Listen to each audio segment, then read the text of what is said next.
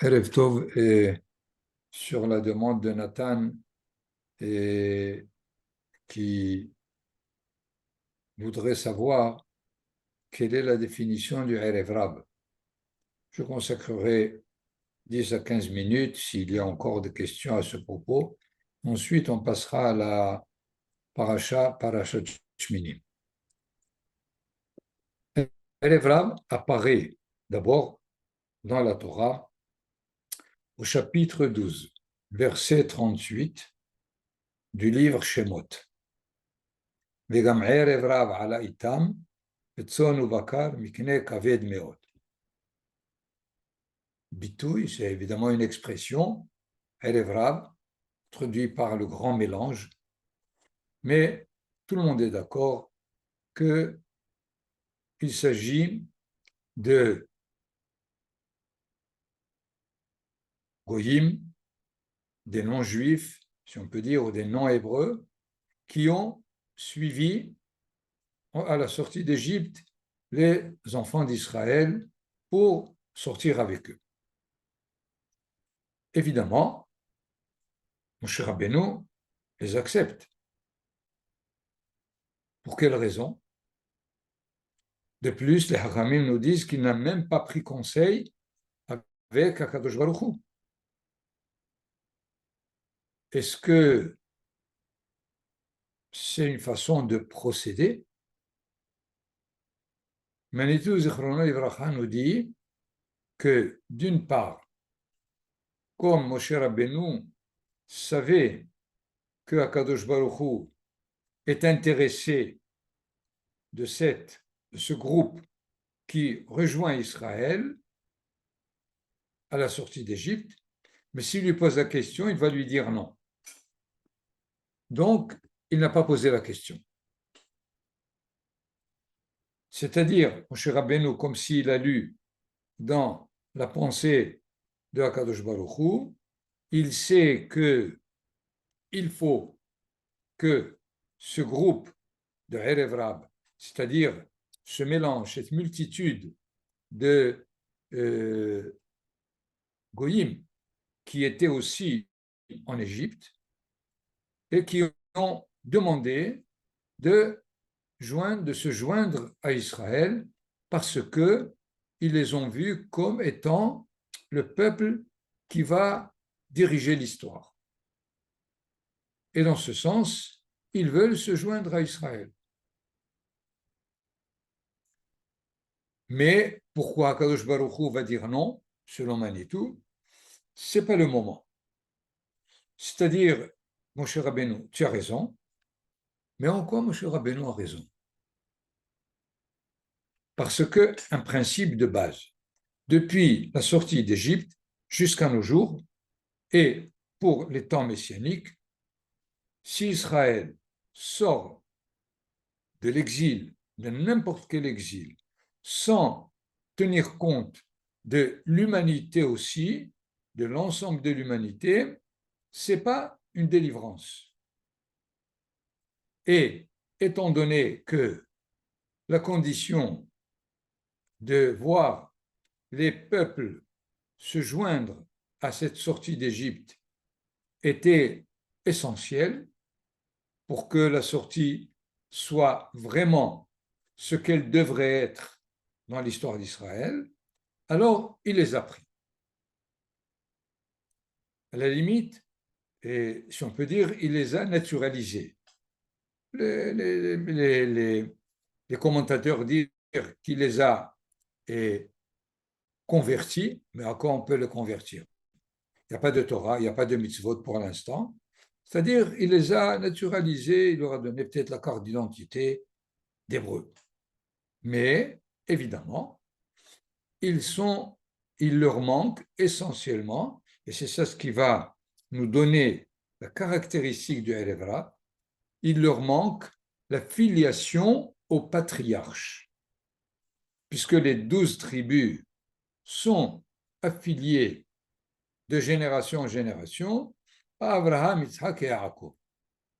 Mais le Erev Rav n'a pas du tout cette relation. Dans ce sens, il lui manque quelque chose de fondamental, c'est-à-dire la formation que les patriarches ont donnée à leurs descendants pour qu'ils soient un peuple hébreu. Donc le Erev Rav, il lui manque, de façon schématique, il lui manque les vertus des patriarches. Plus encore, comme on va le voir, puisque dans la faute du veau d'or, c'est eux qui ont pris l'initiative, si on peut dire, de cette faute, et essentiellement, qu'est-ce qu'ils disent? Qu'ils aient Moshe Aish Asher Elanu Me'eretz Mitzrayim, parce que Moshe, cet homme qui nous a fait monter d'Égypte, Lo Yadanu Mehayalo. C'est-à-dire, toute leur relation est une relation à Moshe Rabbeinu. Ce n'est pas parce qu'ils n'ont pas dit que c'est Dieu qui les a sortis d'Égypte et pas Moshe. C'est évidemment une faille dans leur façon de s'exprimer. Mais cela veut dire qu'ils ne se rapportent pas du tout au patriarche. Pour eux, le point de départ, c'est Moshe Rabbeinu. C'est-à-dire celui qui a amené la Torah, celui qui a donné la loi, celui qui les a accueillis pour qu'ils se joignent au peuple d'Israël. Et dans ce cas-là, il y a là une déconnexion de l'histoire d'Israël qui passe par les Hébreux, par les patriarches. Il y a là, plus que ça, le fait qu'ils ne sont pas concernés par la terre d'Israël, puisque la terre d'Israël a été promise aux patriarches, et donc ils n'y sont pas dedans. La seule relation qu'ils ont, c'est avec Moshe Rabbeinu, c'est-à-dire la loi. La loi sans la terre d'Israël. Bon, j'espère que très schématiquement, j'ai donné ici quelles sont les caractéristiques de ce Erev Rav. Et aujourd'hui, on va y arriver, on va arriver. Maintenant, étant donné que ce Erev Rav est nécessaire, donc nous sommes obligés de savoir qu'est-ce qu'il faut en faire. Si on définit quelqu'un de la collectivité d'Israël comme Erev Rav, si c'est pour le mépriser, si c'est pour l'exclure de la collectivité d'Israël, si c'est de façon négative, c'est-à-dire on est contre l'option de Moshe Rabbeinu, tout simplement. Pourquoi? Parce que c'est très facile d'exclure, de rejeter l'autre, que d'en prendre la responsabilité. Si Moshe Rabbeinu a pris la responsabilité, il a voulu dire à toutes les générations, prenez la responsabilité de ceux à qui vous dites vous êtes du Erev Rav, quelle que soit la façon dont vous voulez les définir. On verra bien quelques définitions, surtout du Gaon de Vilna plus tard, mais il y a là un point important. Quelle que soit la définition que tu donnes du Erev Rav, sache que chez Moshe Rabbeinu qui a pris l'option. Alors, si tu veux l'exclure, ce Erev Rav, c'est-à-dire tu es contre l'option de Moshe Rabbeinu, c'est pas évident. Il faut que tu saches que cette démarche de Moshe Rabbeinu est nécessaire et encore plus des temps messianiques. Parce que nous l'avons plusieurs fois répété, les temps messianiques ne sont pas seulement pour Israël, mais c'est pour toute l'humanité à travers Israël.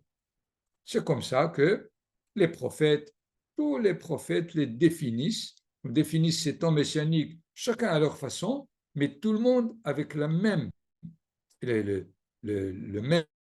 motif, celui de savoir que nous devons se relier à l'humanité pour qu'elle participe à la délivrance que nous vivons des temps messianiques. Donc, le type de Erev Rav n'est pas essentiellement le Hiloni ou le Dati ou le gauchiste ou celui de droite, c'est celui qui sépare d'une part la terre d'Israël de la Torah. Dire j'ai besoin de Torah, j'ai pas besoin de Eretz Israël, c'est une indication de Erev Rav, tout simplement, puisque c'est ce qui est défini. D'ailleurs, je voudrais élargir ici du temps de la faute du veau d'or. Nous savons que Moshe Rabbeinu a fait 2 prières. Dès que Kadosh Baruch Hu lui dit Red kishehet amecha, descends parce que ton peuple, ça veut dire ton peuple, le Erev Rav, ton peuple a dévié complètement, Moshe Rabbeinu se met à prier. Pourquoi tu te mets en colère contre ton peuple? Qui est ton peuple? Les Hébreux. C'est sûr. Alors, comment? Akadosh Baruch Hu lui parle de Erev Rav et lui, il prie pour les Hébreux. Moshe Rabbeinu lui dit, si tu n'acceptes pas le Erev Rav, le peuple hébreu est en question. Pourquoi il est sorti d'Égypte sans rien prendre avec lui des peuples? C'est pour cela, d'une part, d'abord, il faut prier pour les 12 tribus, les Hébreux, qui, n'ayant pas été capables d'encadrer ce Erev Rav qui a pris l'initiative du veau d'or, donc ils sont responsables. Dans ce cas, il prie d'abord pour les Hébreux afin que l'on puisse continuer l'histoire aussi difficile qu'elle soit. D'ailleurs, dans cette prière, il dit Zechor la'avadecha le'Avraham le'Yitzhak ou le'Yaakov et Asher nishmata lahem bach. Rappelle-toi de Avraham, Yitzhak et Yaakov par rapport auquel tu as prêté serment d'amener leur descendance en terre d'Israël. Donc, la première prière, c'est certainement par rapport pour la sauvegarde du peuple d'Israël.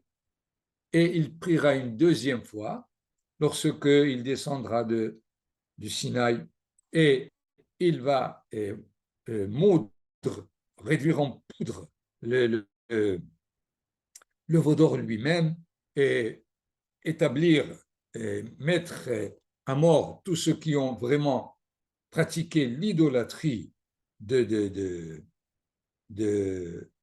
veau d'or et remonter maintenant, prier pour recevoir le pardon. Pourquoi est-ce qu'il prie une deuxième fois? Voilà, il a déjà prié. Et il est dit, à la fin de la première prière, il lui dit, Akadosh Baruch Hu revient sur sa parole de vouloir exterminer les Hébreux. Et alors il dit, Ana hata ha'amazé hata agedola, ce peuple, ha'amazé, qui est ce peuple? Évidemment, le Erev Rav. Vaya'asu lahem Elohe zahav, pechulu, prenez le texte.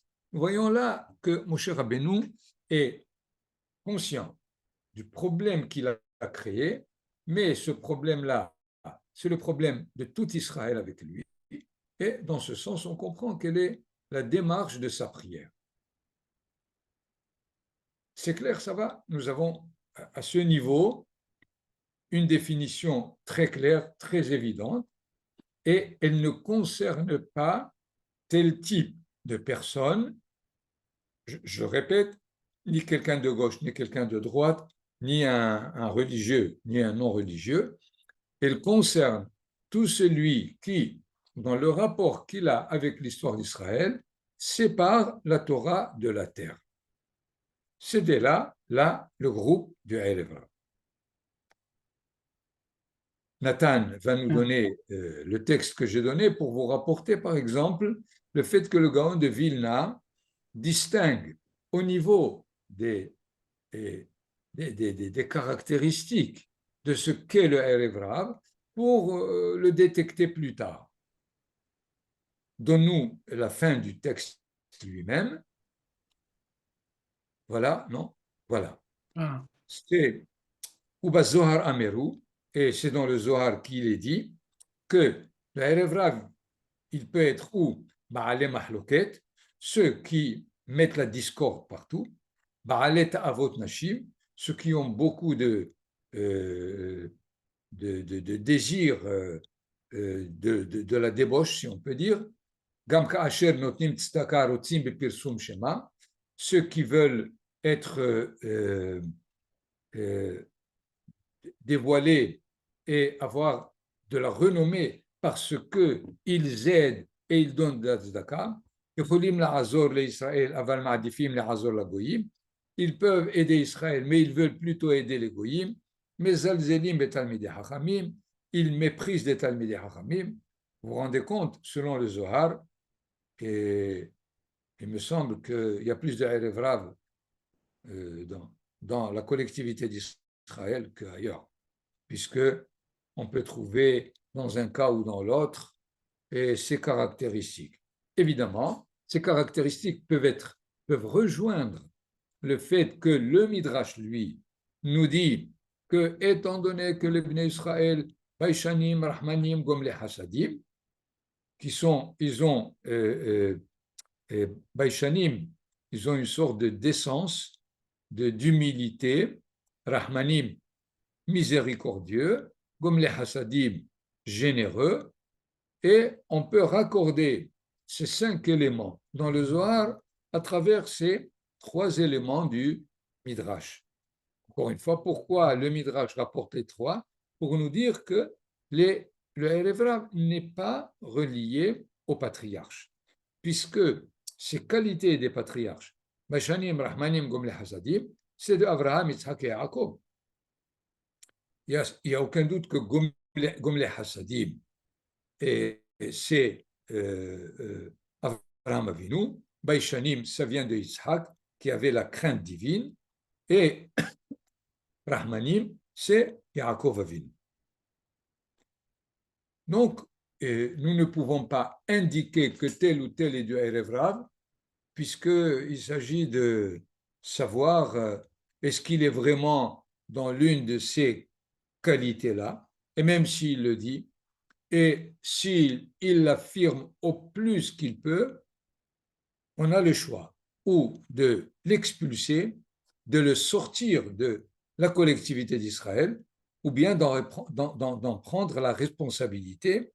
Dans ce cas-là, on fera le tikkun de la génération du désert qui n'ont pas été capables de prendre leurs responsabilités pour empêcher le Erev Rav de faire le veau d'or.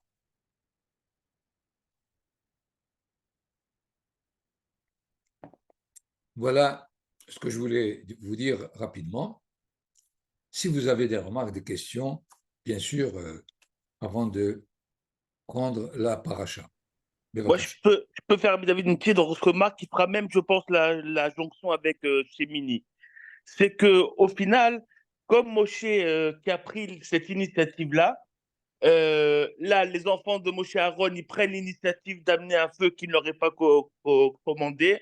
Dans plein de cas, on voit que finalement, prendre des initiatives, c'est pas toujours une bonne idée. Ça veut dire que si Dieu ne nous dit pas de le faire, il faut pas le faire. Vous voyez ce que je veux dire? Alors, donc, conclusion, qu'est-ce que... Donc, il faut attendre, comme beaucoup pensent, que le Mashiach vienne, il faut rien faire, quoi. Il faut attendre, il faut attendre. Il faut pas prendre, il faut prendre aucune initiative. Ça peut être très, très dangereux et porter à des conséquences qui nous dépassera. Alors, d'une part, pourquoi Moshe Rabbeinu a pris l'initiative? Donc, tu mets Bah, Moshe Rabbeinu en question, lui-même. donc, il a eu tort.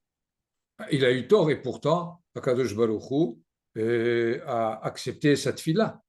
S'il avait tort, définitivement, il l'aurait licencié. Nous l'avons étudié, Davka, le lundi, avec Eliyahu Navi, qui lui a dit « Je ne peux pas accepter ta façon de te comporter. Allez, passe à quelqu'un d'autre, Elisha Navi, et de continuer le travail. »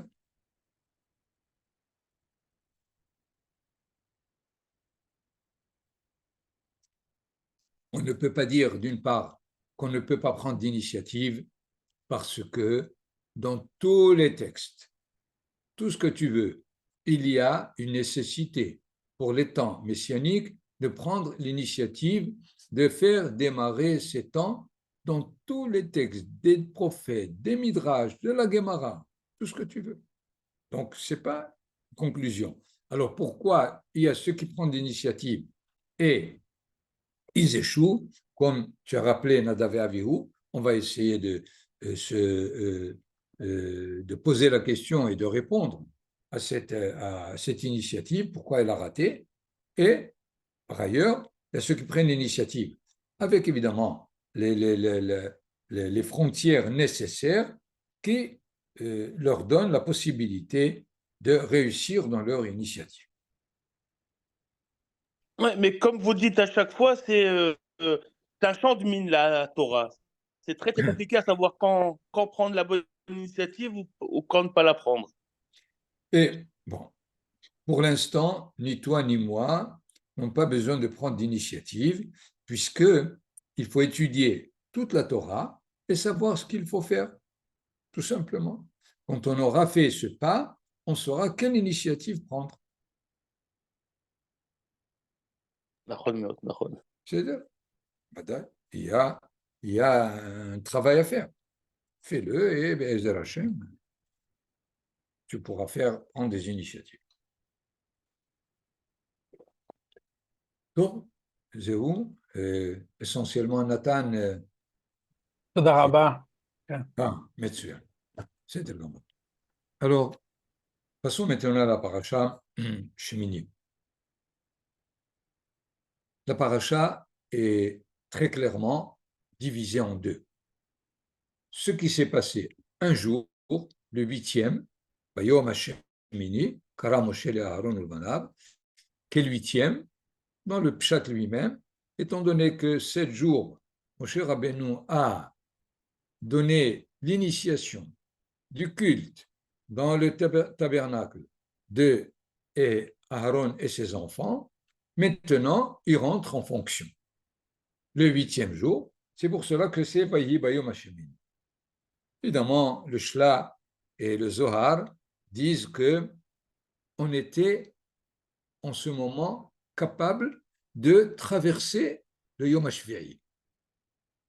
C'est-à-dire, on rattache maintenant Bayom HaShmini au premier chapitre de la Torah. Tous les jours, on a eu Vayerev Vayiboker Yom Echad, Vayerev Vayiboker Yom Sheni, Vayerev Vayiboker Ad Yom HaShishi, mais on n'entend pas Vayerev Vayiboker Yom HaShevi'i. Si on dit qu'il y a déjà Yom HaShmini, c'est que Vayerev Vayiboker Yom HaShevi'i.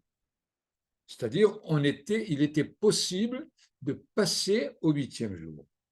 Mais avec ce qui s'est passé de Nadav et Avihu, et ça n'a pas réussi. Donc, première partie, comme j'ai dit, de la paracha, concerne ce qui s'est passé ce huitième jour. La deuxième partie, c'est les lois de la cacheroute. Et c'est surtout pour bien comprendre que font les lois de la cacheroute dans cette paracha. On a dit que le livre de Vaïkra s'appelle Torah Kohanim. Torah Kohanim, c'est la loi du comportement des Kohanim. Mais les lois de la cacheroute, c'est pour tout le monde. Finalement, la question devient une réponse, c'est que tout Israël sont des Kohanim. Et donc, les lois de la cacheroute sont rapportées, décrites dans cette paracha elle-même. D'une certaine façon, on peut dire il y a la première partie qui décrit un jour dans l'histoire d'Israël et la deuxième partie qui décrit chaque jour de l'histoire d'Israël. C'est pour que la Torah nous dise ne prenez pas le jour où la présence divine apparaît devant tout le peuple comme étant quelque chose d'extraordinaire et de prendre les lois de la cacheroute comme étant le quotidien. Pas du tout. Ils ont le même poids, ils ont la même importance. et il faut bien comprendre à chaque fois quelle est l'importance de chaque événement ou de chaque mitzvah pour lui donner sa vraie place et de ne pas commencer à donner des notes à tel ou tel événement pour bien écouter ce que la Torah veut nous dire. Donc, pour Nadav et Avihu, nous savons que il y a eu une faute. Quelle est cette faute? Nathan, donne-nous le texte, Bevakasha.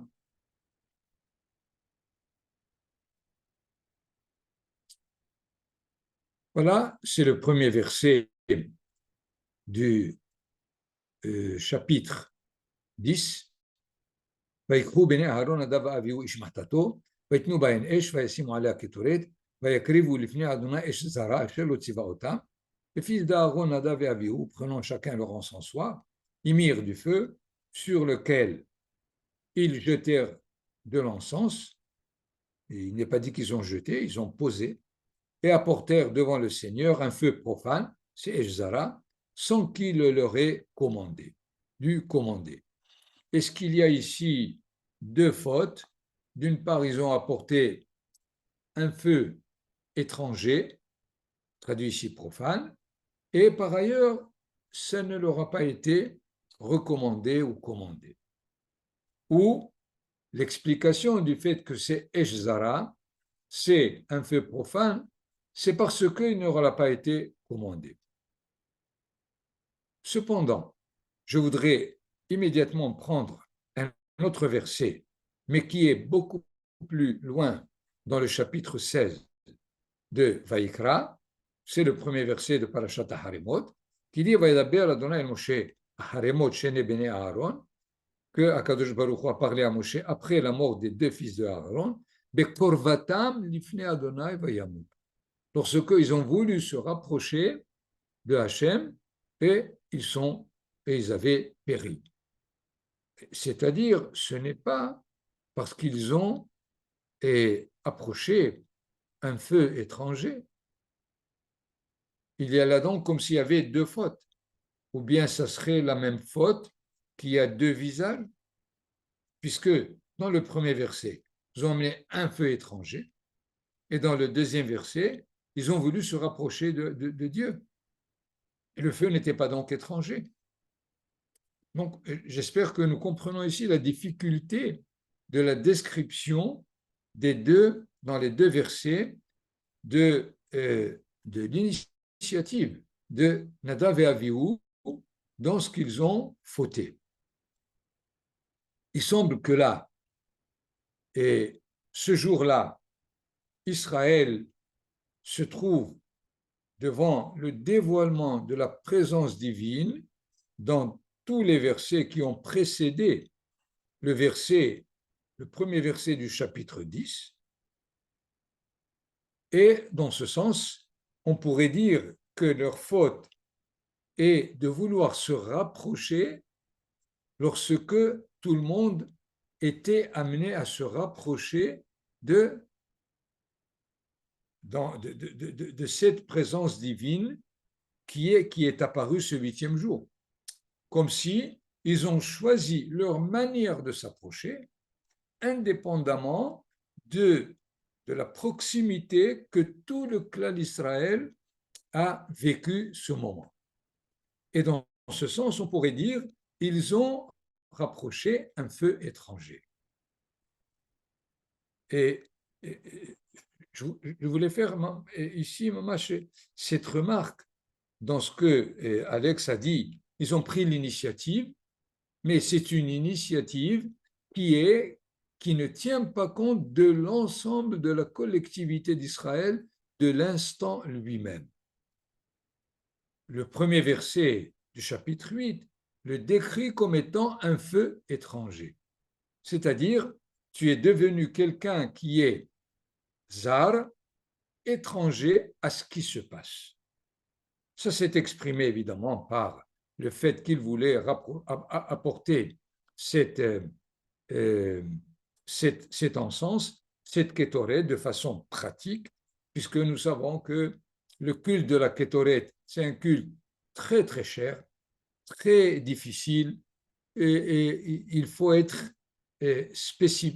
spécial, si on peut dire, et dans ce culte de l'encens qui fait l'objet essentiel du jour de Kippour par le grand prêtre dans le Kodesh HaKodashim, et eux, ils ont pris l'initiative de le faire, alors que le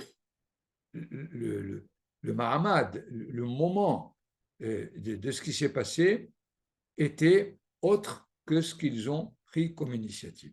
Comme si ils se sont détachés du peuple pour se rapprocher, eux, dans leur façon. Et dans cette façon, c'est Esh Zara.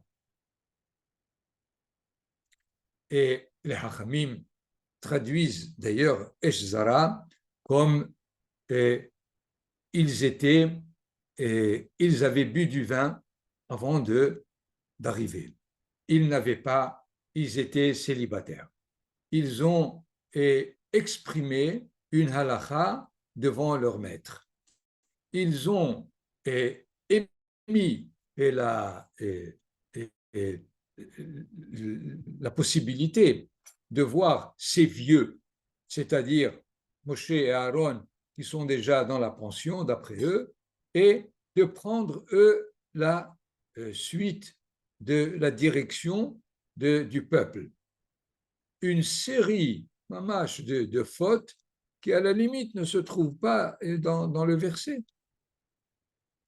Comment ça se fait que les Hachamim décrivent ces fautes dans un verset qui, a priori, n'est pas facile à dégager ces différentes fautes, cette série de fautes que les Hachamim leur attribuent. On pourrait expliquer les Hachamim dans le sens où de nous dire quelles sont les situations possibles dans lesquelles plus tard on risque de se trouver dans la position de Nadav et Avihu, même s'il n'y a pas de temple, même s'il n'y a pas d'encens, même s'il n'y a rien du tout, de nous dire dans le culte divin, dans la Avodat Hashem, il faut savoir qu'on ne peut pas essayer de nous subjuguer par des moyens extérieurs, c'est-à-dire de boire du vin. Parce qu'en buvant du vin, on est un peu high, on est dans l'extase, et alors c'est comme ça qu'il faut faire le culte divin. C'est de façon parallèle à ce qui s'est passé de Nadav et Avihu. De ne pas se marier, ça serait une façon de vouloir dire je ne veux pas me joindre à cette façon de procréer parce que ça détruit ma spiritualité. C'est une façon de faire Esh Zara, de ne pas d'exprimer le fait que je suis capable de mener, d'être un leader devant ceux qui sont là parce qu'ils ont fait leur travail, ils peuvent pour l'instant partir, c'est une forme de culte qui se rapproche de Nadav et Avihu. Ce qui fait, les Hachamim ne font pas cette liste de fautes pour dire c'est ce que Nadav et Avihu ont fait, probablement. Mais nous n'avons pas a priori directement l'explication dans le texte, mais ils nous disent que plus tard, celui qui veut pratiquer le culte divin dans sa pureté, il ne faut pas qu'il tombe dans des situations ou dans des façons de vouloir réaliser ce culte sans tomber dans ce qui est le caractéristique de Esh Zara, un feu étrange. Étrange, c'est-à-dire, comme on dit, Avoda Zara. C'est un culte, mais qui est étrange au culte lui-même. c'est, et il me semble, le fait que les deux versets qui semblent se contredire a priori se complètent. Ils voulaient se rapprocher devant Dieu et ils sont morts parce qu'il ne s'agissait pas en ce moment de vouloir se rapprocher et de façon différente de tous les peuples, de se distinguer du peuple et d'imaginer une façon de se rapprocher, Asher lo tziva otam.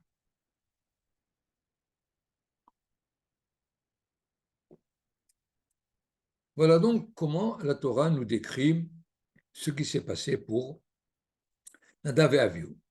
Cependant, nous allons essayer de voir encore comment cela a été prévu, selon les commentateurs, dans le verset qui se trouve dans le livre de Shemot.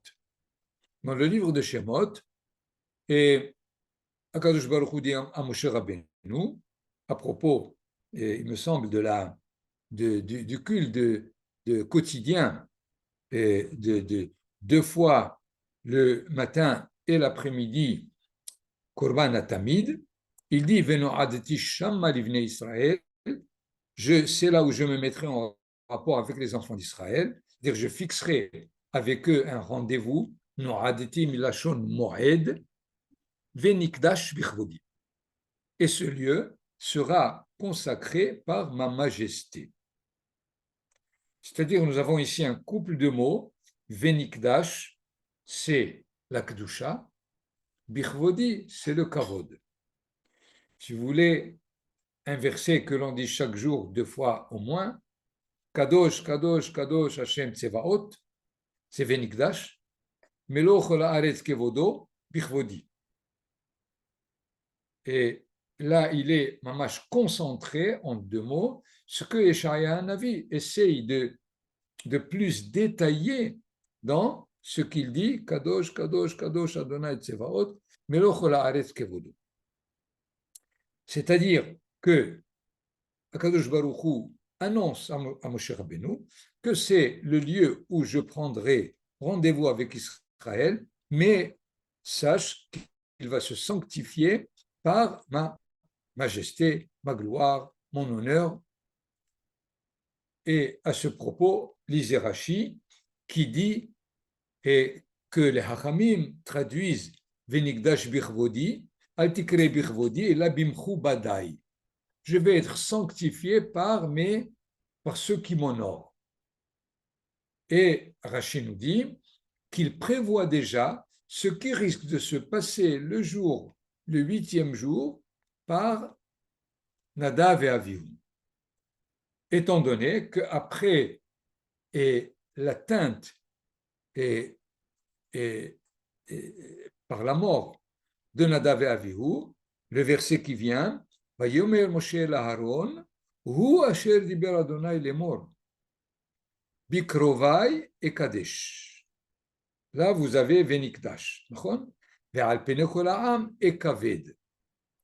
Moïse dit à Aaron, c'est là ce qu'avait déclaré l'Éternel en disant, je vais être sanctifié par ceux qui m'approchent et glorifié à la face de tout le peuple. Et Aaron garda le silence. Nous voyons que ce Venikdash Bichvodi va comme si on peut dire, se disloquer en 2 parties, Bikrovai et Kadesh, par ceux qui me sont les plus proches. J'exprimerai ma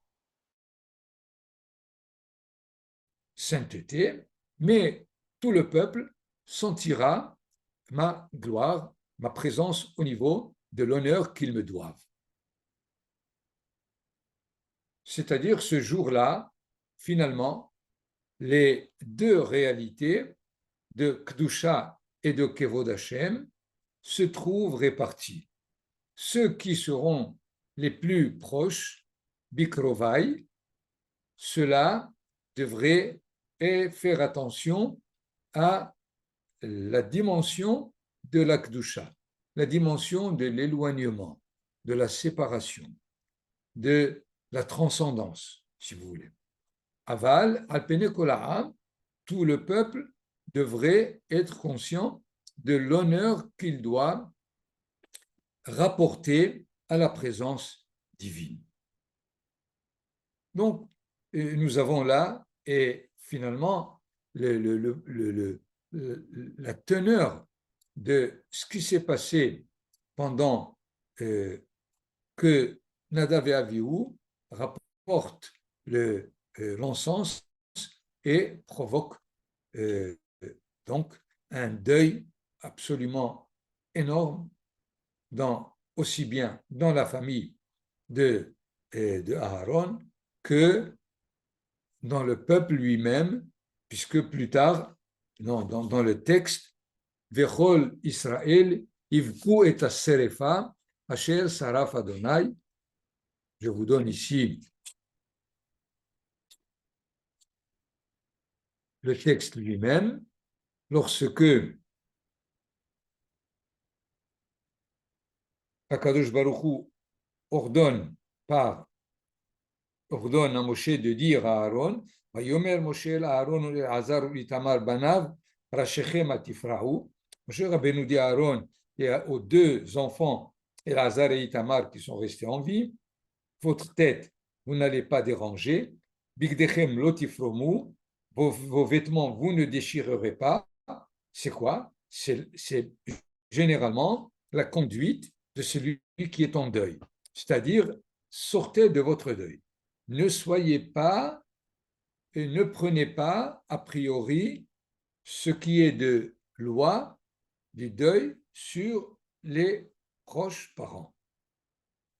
Ve'al kol ha'eda yiktsof, va'achechem kol bet Israël ivku et aserefa asher saraf Adonai, comme si tout Israël, c'est eux qui doivent pleurer le deuil de ce qui s'est passé. Pleurer la mort des enfants de Aharon. Il y a là évidemment une situation très tendue qui est demandée à Aharon et à ses deux enfants.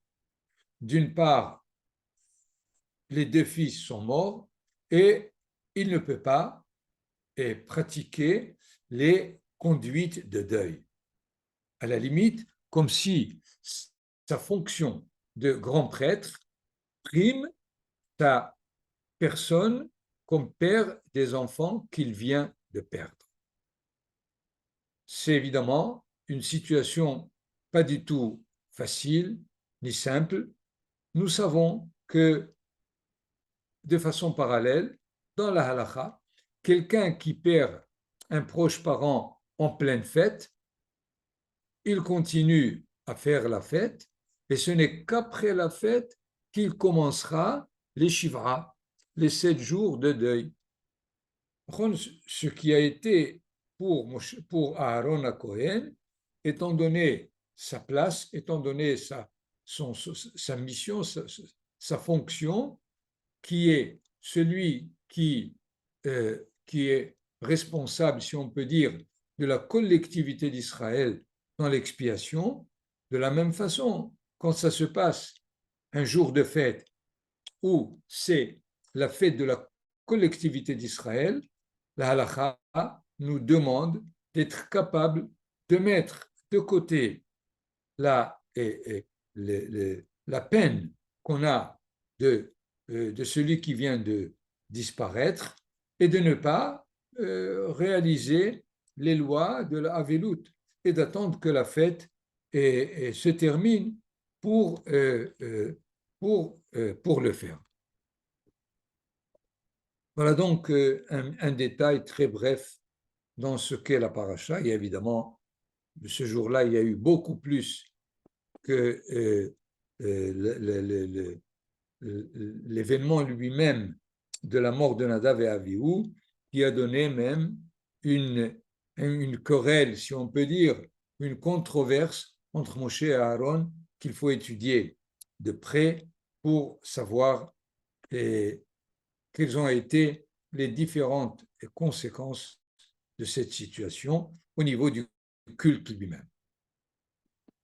Lechem Beruchim.